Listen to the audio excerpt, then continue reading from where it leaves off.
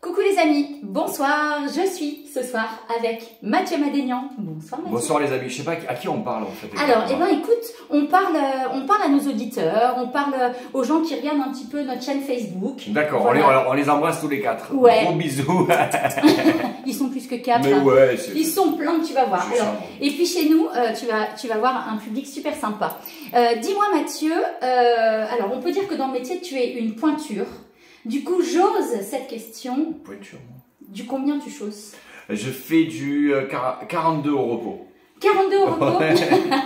Alors, je te pose cette question parce qu'en fait, il y a 2 semaines, Michel Drucker est venu. Je lui ai posé la question, mais je n'ai pas trop osé. Et puis, il nous a dit plein de bonnes choses de toi. Et il m'a dit surtout, demande-lui quand il viendra, de te raconter la dernière rencontre avec Charles Aznavour. Ah oui, putain, il t'a dit ça. Ouais. Partage ça avec nous. Dernière rencontre au restaurant. Ah, c'est une histoire incroyable. Enfin, incroyable. Aznavour vient me voir à Paris sur scène et après la fin du spectacle, il me dit viens, je suis au restaurant avec des amis, un resto italien à la République. Et on s'est installé comme ça. Je suis à côté d'Aznavour et il y a un couple d'asiatiques en face de moi. Un couple asiatique avec une nana asiatique très jolie. Et on parle de vin. Le mec est négociant en vin. Il habite Macao, Genève. Et à un moment donné, Aznavour, en rigolant, il fait attends, mais demande-lui son nom. Et je fais quoi? Je fais demande-lui son nom. Et je lui dis comment vous appelez? Et le mec il me dit je m'appelle Kim Jong-nam. Et là je fais Kim Jong. Et je fais attendez, vous êtes le fils de Kim Jong-un, le dictateur de la Corée du Nord. Mais non. Et le mec en fait c'était le fils de Kim Jong-il, donc son père c'était le. Et il me dit, c'est moi qui aurais dû récupérer le royaume de la Corée du Nord. Ouais. Mais j'ai critiqué le régime et je suis en exil. Et depuis, mon frère veut me tuer. Il me dit, je suis en face de lui. Il me dit, il veut m'empoisonner. Il a une pizza, il me fait, t'en veux? Je fais, non, merci. Et attends. Et ce mec-là, donc, on sympathise. Il vient voir mon spectacle. On est à Noël, autour de Noël. Il m'amène une bouteille de cheval blanc. Une putain de bouteille de vin à 1000 balles. Et tout. Ouais. Je fais, oh, génial. 15 jours après, je mets la bouteille chez moi devant le truc sur la cuisine comme ça. 15 jours après, je me lève, on est en mi-janvier, j'allume BFM et qui je vois Kim Jong-un empoisonné à l'aéroport. Mais tu la connais pas cette histoire à Kuala Lumpur? C'est son frère qui a réussi à l'empoisonner. Et le mec, il est mort en 30 minutes à l'aéroport. Et là, je vois ce mec avec qui j'étais il y a 15 jours. Et là, le vrai truc que je fais, j'aurai la bouteille. La bouteille de vin. Et je fais putain de merde. Si ça se trouve, elle est empoisonnée aussi. Grave. J'appelle mes parents. Ma mère, elle me fait tu jettes. Mon père, il fait goûte d'abord. Et du coup, j'ai jeté la bouteille cheval. C'est la dernière rencontre que j'ai avec Aznavour. Ah, c'est incroyable. Ouais. Ah, je comprends du coup. Merci d'avoir partagé avec nous. Je comprends qu'il tenait Voilà pourquoi absolument. Drucker vous a dit ça. Merci beaucoup, Michel, de nous avoir fait partager, de lui avoir permis de nous raconter ça. Dis-moi, Mathieu, tu as commencé par faire des voix off et puis tourner de dos dans Un gars, une fille. J'ai vu ça. Alors, qui est le Mathieu Madénian qui se cache devant?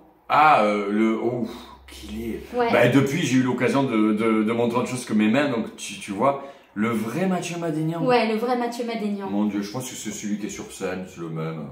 Il y a plein de gens des soi-disant artistes ou des artistes, je sais même pas ce qu'on est, qui se créent une image, qui se créent un personnage, qui se créent une. Moi, je me crains rien du tout. Je suis le même là que sur scène, que dans la vraie vie, en fait. Oui, donc ton spectacle, ça raconte ta vie, c'est toi, c'est mon spectacle, Mathieu Madénian. mon spectacle, c'est des vraies anecdotes. Mais c'est comme ça, c'est pour ça que ça a marché, parce qu'on parlait de Drucker. Ouais. Chez Michel, ça a marché parce que je m'asseyais sur le canapé et j'étais moi-même.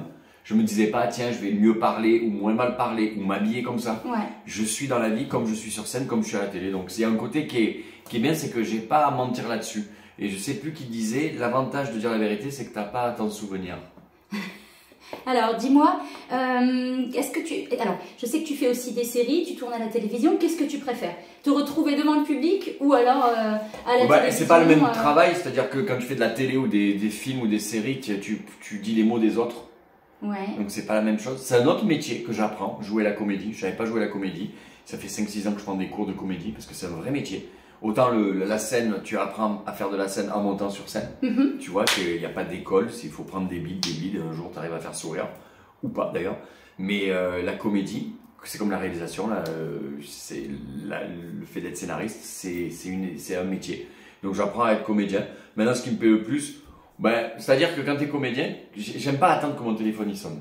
Et c'est un peu le problème de ce métier quand tu es comédien, tu attends que ton agent t'appelle pour te dire que tu as. Et tu tombes vite dans une espèce de déprime en disant pourquoi il joue et pas lui, pourquoi moi, pas. Ouais, tu te remets en question. Donc, l'avantage de la scène, c'est que j'écris des blagues et le soir même je les joue. Donc je suis plus maître de mon destin. Donc à ce niveau-là, je préfère monter sur scène. Ça fait combien de temps que tu fais ça? Je commençais en. Ouais, ça va faire 20 ans. Oh putain. Troisième spectacle, bientôt le quatrième. Bon, en tout cas, j'ai lu que tu avais fait des études d'avocat, psychologie, criminologie, avant de te lancer du coup dans le one-man show. Qu'est-ce qui a fait que tout à coup tu t'es dit j'ai envie de faire rire? Je raconte souvent cette histoire. En fait, c'est juste que j'ai fait mes études, donc c'est un bac plus 7 ou 8, je crois. Et après, je me suis dit, je vais faire une année sabbatique. Et il y en a qui vont en Australie ou faire le tour du monde, ou j'en sais rien, visiter l'Amérique du Sud. Moi, je suis monté à Paris et j'ai voulu faire du café-théâtre. Et j'ai eu de la chance, beaucoup de chance. C'est-à-dire que je connaissais un peu Jean Dujardin, il m'a incrusté dans la série Un gars, une fille, ça m'a permis de payer mon loyer. Et c'est que des accidents heureux qui m'ont amené jusqu'à te parer à toi, quoi. Donc en fait, c'est une année sabbatique qui dure depuis 20 ans. Formidable, donc du coup, un bon choix. Ouais. Un bon choix, que tu ne regrettes pas aujourd'hui. Non, aucun regret. Bon, dis-moi, est-ce que tu veux bien participer à ce petit jeu qui s'appelle Les petits mots du paquebot? Tu tires un papier, puis tu me dis ce qu'il y a sur ce papier. Ok. Tu réponds, tu nous lis ça. Ton plus grand rêve? Ah. J'en ai aucun.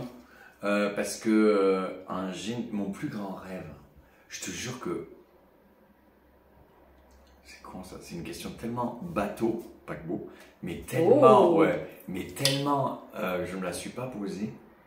Mon plus grand rêve, ah ouais, c'est en fait, l'avantage de ce métier, c'est que tu bois gratos, il n'y en a pas beaucoup, hein. Tu bois gratos, tu manges gratos, et tu rencontres des gens que tu admires, ou que tu admirais. Et moi, ce métier, quand je suis monté à Paris, j'ai rencontré Aznavour, waouh, Drucker, Eddie Mitchell, Michel Jonas, tu vois. Et quand j'ai bossé à Charlie Hebdo, j'ai rencontré Charb, Cabu, Wolinski, c'était des gens que, tu vois, qui me... Et il y a un mec que j'ai raté, dont je suis fan absolu quand j'écoute sa musique, c'est Mano Solo. Mano Solo, c'est un chanteur, c'est le fils de Cabu. J'ai été dingue de ce mec-là. Il est mort du sida il y a des années, avant que je monte à Paris. Et si j'ai un gros regret, puisque tu me disais que tu as des regrets, c'est de ne pas avoir croisé ce mec-là. Ouais, c'est tout. Parce que tout le reste, ma vie, si tu l'as dit à fond. Ouais, parce que si ça s'arrête demain, je pourrais rien regretter. J'ai eu que de la chance. Mais tu as tout à fait raison. Eh ben écoute, merci beaucoup pour ce temps partagé. On n'a pas trop tiré de trucs, t'as vu ça un peu, je parle beaucoup en fait. Mais c'est très bien, c'est ça l'intérêt. Et puis du coup, pour ceux qui te rateraient ce soir, je sais que tu joues à l'ERS. Le 4 mars dans un comedy show. Je me trompe pas, hein. Ah ouais, c'est vrai. Mes infos, elles sont bonnes. C'est un plateau d'artistes, exactement. Venez nous voir, c'est super sympa. Voilà, pour ceux qui vous rateraient au paquebot ce soir. Oui, l'ERS en tout cas, c'est près de chez nous. Ouais, c'est pour ça que je fais la petite aparté. Voilà. On se voit à l'ERS alors. Eh ben merci beaucoup, on vous fait des bisous les amis. Ciao, à bientôt.